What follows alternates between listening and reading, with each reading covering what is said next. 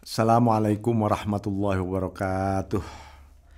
Bismillahirrahmanirrahim. Alhamdulillahirabbil alamin wa bihi nasta'inu ala umurid dunya waddin. Allahumma shalli ala sayyidina Muhammadin abdika wa nabiyyika wa rasulika nabiyil ummi wa ala alihi wa sahbihi wa sallim. Tasliman biqadri azamati dzatika fi kulli waqtin wa hin, amma ba'd. Ini diawali bab ini mengenai hijab sebenarnya. Ini penting untuk kita renungkan betul soal hijab ini. Jangan-jangan hidup kita ini berada di balik tirai hijab yang kita kira telah terbuka hijab itu, lalu kita menganggap kegelapan sebagai kebenaran. Seperti yang sering diingatkan oleh Al-Quran. Ya. Jadi betapa banyak orang yang menyangka dia hidup dalam alam kebenaran, nggak taunya tersesat. Nah, itu. Wala Rasulullah sallallahu alaihi wasallam sona'i'ul ma'ruf taqiyu masari asu wa inna sadaqatas sir tudfi'u ghadabar rabb wa inna silatar rahimi tazidul umr wa tumfi al-faqr. Perbuatan-perbuatan baik itu bisa melawan keburukan-keburukan. Jadi ketika orang itu habis berbuat baik, biasanya insting naluri untuk berbuat jahat buruk itu hilang. Ya. Kepengen ngulangi dosa hilang. Gara-gara berbuat baik, melakukan kebaikan. Innal hasanat yudhibnas sayyiat kalau di Al-Quran. Kebaikan itu menghapus keburukan. Nah, sedekah sir tudfi'u ghadabar rabb. Sedekah sir itu, sedekah rahasia itu. Yang bagaimana ya? Apakah ada sedekah yang rahasia? Apakah ketika bersedekah namanya cukup diberi nama hamba Allah, itu disebut sedekah sir? Atau ketika memasukkan uang di dalam kotak masjid, tangannya ditutupi supaya nggak ketahuan orang, apa itu yang disebut sedekah sir? Atau dia bersedekah ketika sudah sunyi, nggak ada siapa-siapa, baru dia bersedekah kepada seseorang, apa itu yang disebut sedekah sir?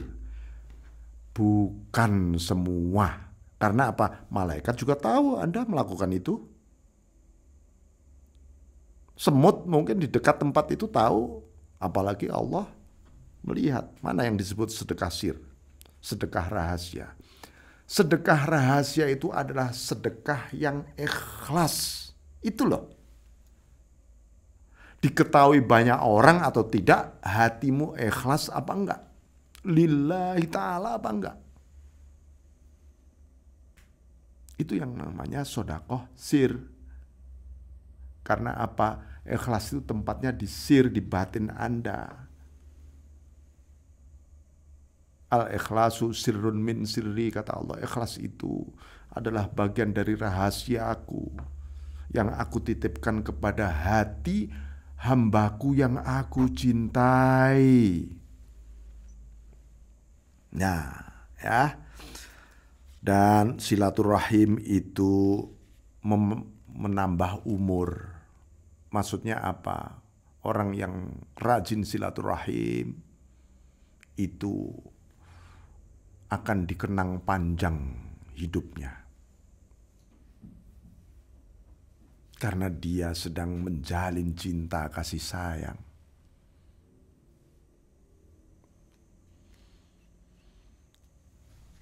Dan menghapus kefakiran.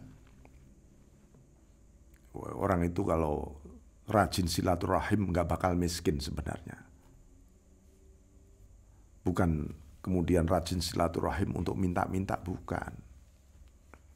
Silaturahim itu membuka banyak pintu rizki. Rizki yang bukan di situ, mungkin di tempat lain. Ada orang bekerja kok enggak laba-laba ya. Ya, silaturahim aja. Insya Allah dibukakan pintu rizki. Ya. Jadi ini hadis ada makarimul akhlak, ada akhlak budi pekerti Nabi yang paripurna yang harus kita teladani. Bagaimana sang arif menanjakkan himmah hasratnya menuju kepada Tuhannya dengan hadis ini. Karena apa? Dasar dari ma'rifatullah itu adalah makarimul akhlak, akhlak yang paripurna. Orang makrifah kepada Allah nggak berakhlak, nggak makrifat dia sebenarnya. Ya, dia nggak kenal Allah sebenarnya. Orang kalau kenal Allah pasti akhlaknya paripurna, akhlaknya bagus mulia.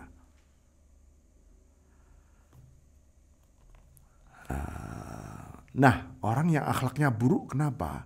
Karena disebutkan minin hijabis sirri anillah, karena batinnya terhijab dari Allah Subhanahu wa taala. Nah, itu.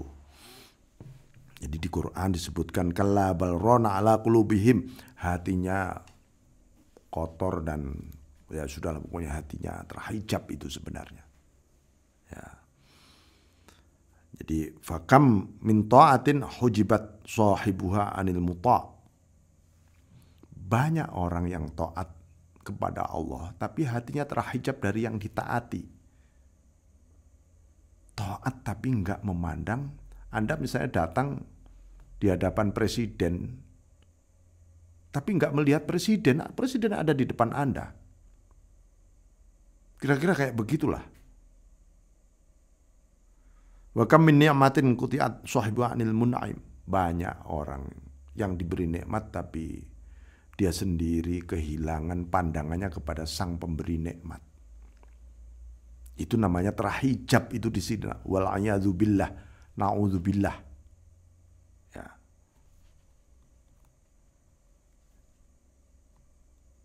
Jadi nah, ini oleh karena itu banyak kisah, ya, kisah ini disebutkan pada zaman nabi-nabi dahulu. Ya, ada seseorang hamba Allah munajat ilahi ilakam usika wala tu'aqibni. Tuhan, sampai kapan aku terus-menerus maksiat kepadamu ini? Dan engkau tidak pernah menyiksaku selama ini. Dia ini ahli maksiat. Semakin maksiat semakin sukses dia. Semakin maksiat semakin sukses. Tuhan, katanya engkau ini menyiksa ahli maksiat. Aku kok malah semakin nikmat ini. Fa'ahallahu ila nabiyyi dzalika zaman. Lalu Allah mewahyukan kepada seorang nabi di zaman itu supaya nyampaikan kepada orang itu. Ila kamu u'aqibuk wa anta la tadri alam uhjibuk.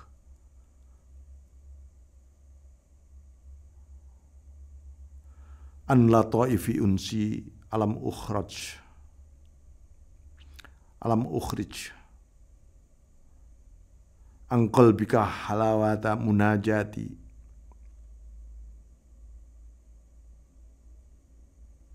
Sebenarnya aku sudah menyiksamu, tapi kamu gak pernah tahu.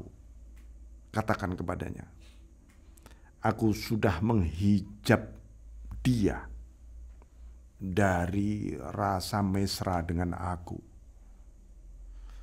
Aku telah mengeluarkan hatinya rasa manis untuk taat munajat kepadaku. Itu siksaannya pada dia. Katakan pada dia. Coba Anda riset ya, riset psikologis, psikologi agama ini ya, kepada orang-orang yang hobinya maksiat. Pasti dia sudah kehilangan rasa cinta kepada Allah, rasa nikmat beribadah. rasa indah ketika taat, ketika munajat. Nggak ada semua pasti. Bismillahirrahmanirrahim. Ini ada satu kisah, ini salah satu kisah ini ya. Ini kisah ini luar biasa. Qala Abu Musa khadimu Abi Yazid. Abu Musa ini pembantu, istilahnya staff. Kayak kalau sekarang mungkin asprinya Abu Yazid Al-Bistami. Al-Bistami terkenal sebagai Sultanul Arifin, rajanya kaum ahlul ma'rifah. Ya, begitu panggilan para sufi kepada beliau.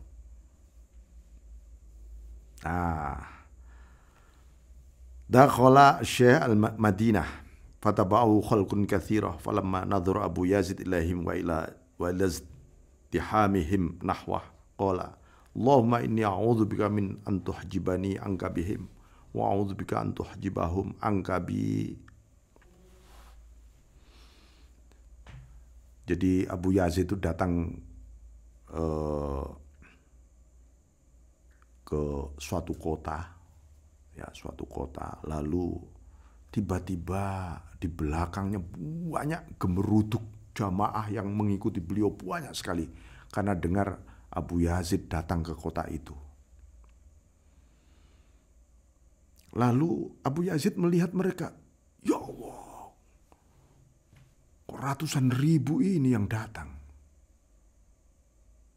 Dan mereka berjejal-jejal menuju kepada Abu Yazid. Nah, kira-kira ada seorang tokoh ya, mungkin kiai hebat atau yang dikenal arif mungkin datang ke ibu kota. Banyak yang datang.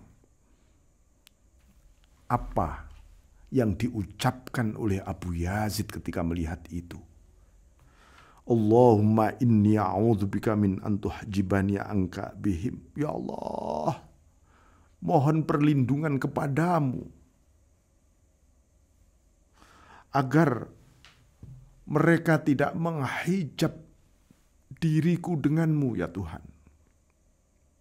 Jangan sampai gara-gara dukungan besar massa, mungkin masa ini minta berkah, minta doa, bagus tujuannya. Tapi bagi Abu Yazid ini bisa mengancamku, mengancam jiwaku. Ini bisa membuat aku terhijab darimu Tuhan.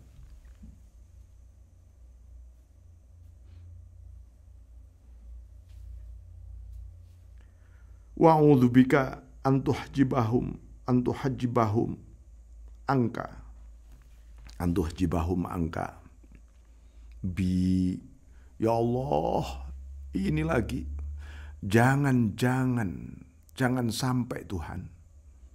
Bukan jangan. Ya Allah, jangan sampai mereka terhijab darimu gara-gara aku.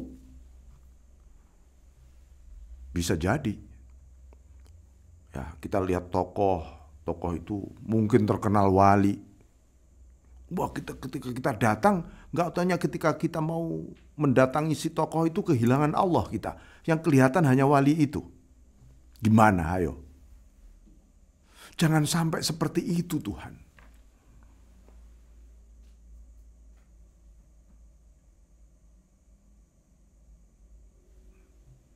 Jangan juga kemudian kalau suatu ketika misalnya Anda menjadi tokoh pelajaran, tokoh religius yang dihormati misalnya, ini pelajaran besar dari Abu Yazid Al-Bistami.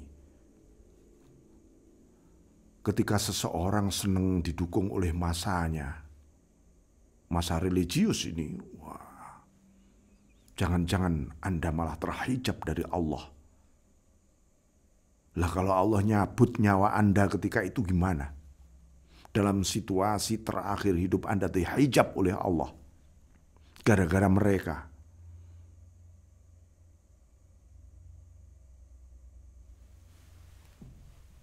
Nah, ini ya. Bismillahirrahmanirrahim.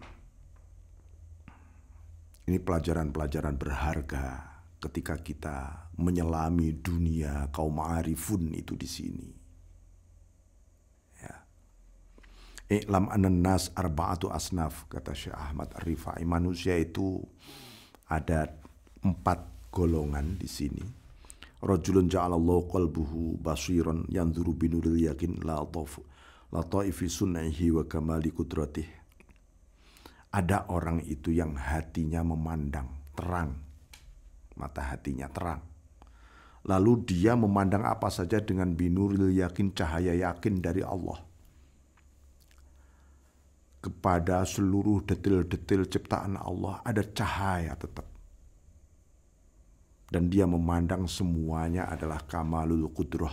Ini semua kesempurnaanmu Allah. Apa saja kesempurnaanmu. Enak nggak enak kesempurnaanmu. Karena nurul yakin yang kuat di dalam hatinya. Ada tipikal kedua, warajulun ja'alallahu aqlahu basiran yanzuru binuril fatanah ilal wa'di wal wa'id. Nah sekarang yang melihat bukan lagi hatinya tapi akalnya. Ada orang yang melihat dengan akalnya. Kalau akal melihat, maka yang dipandang adalah cahaya kecerdasan. Cahaya kecerdasan itu memandang satu objek, isinya apa? Janji dan ancaman. Baik, buruk, benar, salah, terbagi 2 kayak begitu. Itu kalau cahaya akal, ya, maka harus Anda membedakan mana cahaya hati, mana cahaya akal. Kalau cahaya hati melihat semuanya kesempurnaan Allah. Ini lihat orang ahlul maksiat, kalau cahaya hati itu juga kesempurnaan Tuhan. Bukan Allah, waduh Allah kok dimaksiati berarti Allah cacat, Allah kurang dong. Bukan. Tapi kalau cahaya akal berbeda. Ini ada ancaman di situ. Lihat orang di masjid, ada janji di situ. Nah, nomor 3, wa rajulun ja'alallahu sirrahu basiran yanzuru fi kulli aqad binuril ma'rifah ilallah ta'ala. Ada lagi seseorang tipikal ketiga yang batinnya senantiasa terang memandang. Lalu setiap saat dia memandang dengan cahaya ma'rifah. Ya. Dan kalau dia memandang cahaya ma'rifah, semua yang dipandang adalah asma af'al, sifatnya Allah semua. Enggak ada kemakhlukan di situ malahan. Nah itu kalau, nah ini ya, jangan sampai nomor 4 ini, naudzubillah. Wa rajulun ja'alallahu makfufan la yubsiru syai'an fahuwa madharu qouli ta'ala wa man kana fi hadhihi a'ma fahuwa fil akhirati a'ma wa adallu sabila. Seseorang yang malah tertutup, enggak ngelihat sama sekali mata hatinya. Inilah ekspresi dari firman-Nya Allah atau manifestasi firman-Nya Allah.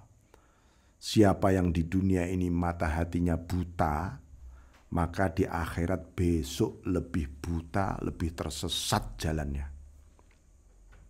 Nah itu, naudzubillah ini, ya.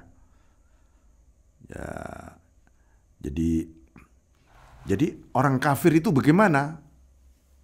Orang kafir itu ya terhijab oleh kegelapan kesesatannya. Dia tertirai, tertumpuk oleh kegelapan kesesatannya. Dari apa ya? Dari cahaya hidayah. Nah, kalau ahli maksiat, mahjubun bidzulmatil ghaflah. Dia terhijab oleh kegelapan, kealpaan, kelalaiannya kepada Allah. Dari cahaya takwa. Jadi kalau cahaya takwa itu mati, orang itu bisa maksiat. Gitu. Wa ahlu ta'ah mahjubun bidzulmati ru'yati ta'ah. Ahli taat, apakah terhijab enggak dia? Bisa. Kalau dia terhijab oleh zulmatu ru'yati ta'ah, kegelapan melihat taatnya. Waduh, aku sudah sekian rakaat nih. Wah, aku sudah membaca bertasbih sekian ribu nih, diinget-inget aja taatnya. Wah, tadi aku sedekah dengan terhijab dia. Anwari ru'yati taufik, dia kehilangan cahaya taufiknya Allah. Emang kamu taat bukan karena taufiknya Allah, kamu sodakoh bukan karena taufiknya Allah. Wa inayatul maula, itu pertolongan Allah semua.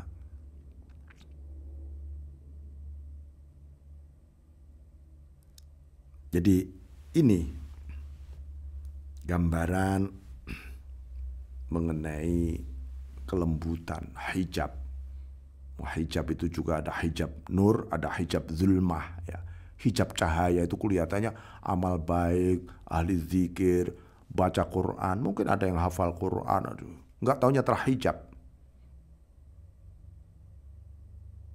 Terhijab. Wah, itu mengerikan. Mengerikan. Hijab cahaya itu mengerikan. Ya.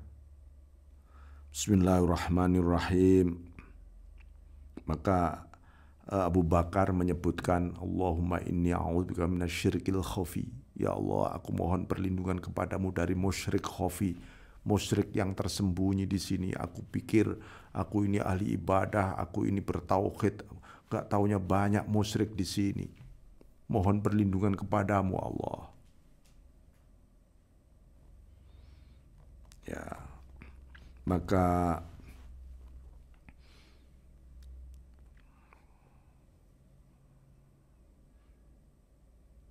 seseorang itu bisa terhijab, ahli ibadah pun nikmat banget, asik. Dia kehilangan ma'bud, kehilangan yang diibadahi, yang disembah. Dia asik dengan nikmatnya ibadah, ini juga hijab. Orang ma'rifah, dibukakan cahaya ma'rifah, tenggelam dia di sana. Dunal ma'ruf, kehilangan yang dimakrifati Allah, terhijab dia.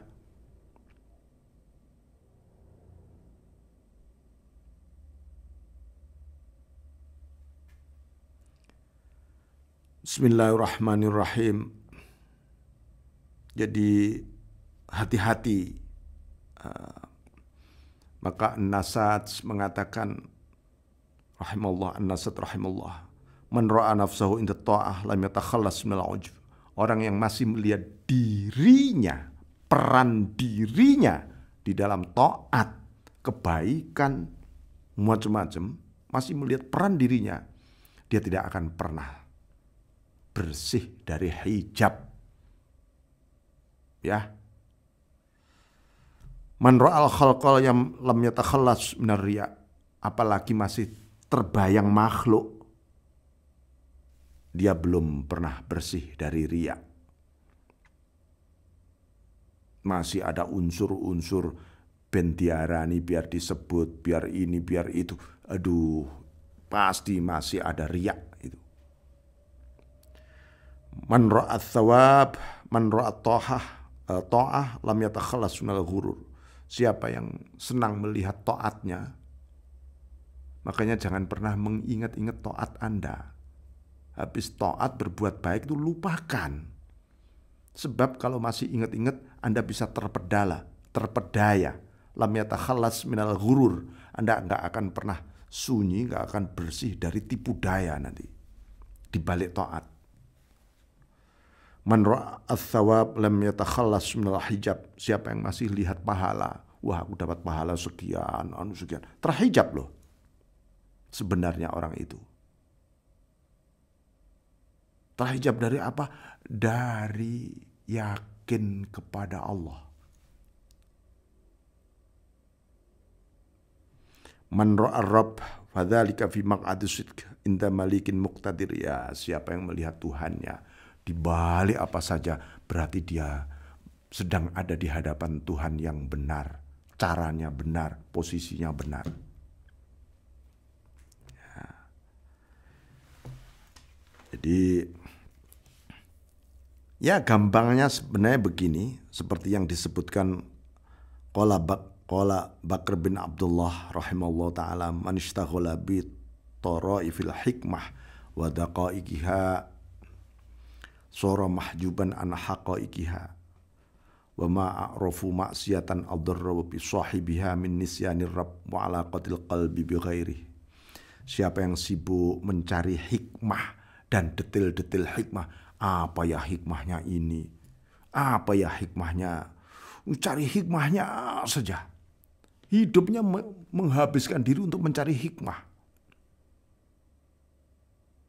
Dia sebenarnya terhijab dari hakikat dari hikmah tadi.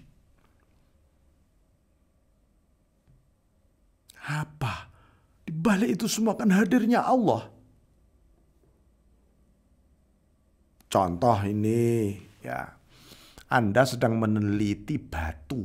Apa ya hikmahnya Allah menciptakan batu ini? Batunya, apa yang terkandung di batu ini? Apa ini? Loh, selama Anda meneliti detail sampai Anda kehilangan Allah nggak saat itu? Loh, kalau begitu, apa arti mencari ilmu, Pak? Kan kita diperintahkan mencari ilmu. Ya, carilah ilmu supaya Anda mengenal Sang Pemberi, Sang Maha Alim, Sang Maha Empunya ilmu. Kalau Anda mengenal Sang Empunya ilmu, Anda memandang apa saja ketika meneliti apa saja, Anda, mata hati Anda tetap melek, mata akal Anda akan melek, maka ilmu Anda baru nafi, namanya bermanfaat. Ilmu itu akan bermanfaat. Itu yang dituju dalam mencari ilmu. Jangan sampai kita mencari ilmu kehilangan Sang Al-Alim, Allah yang Maha Mengetahui. Anda tahu gelas di depan Anda, padahal Allah lebih dulu tahu dibanding pengetahuan Anda tentang gelas. Maka ketika Anda melihat gelas, jangan kehilangan Allah dengan sifatnya yang Maha Tahu. Anda tetap sadar dengan hadirnya Allah. Nah, itu.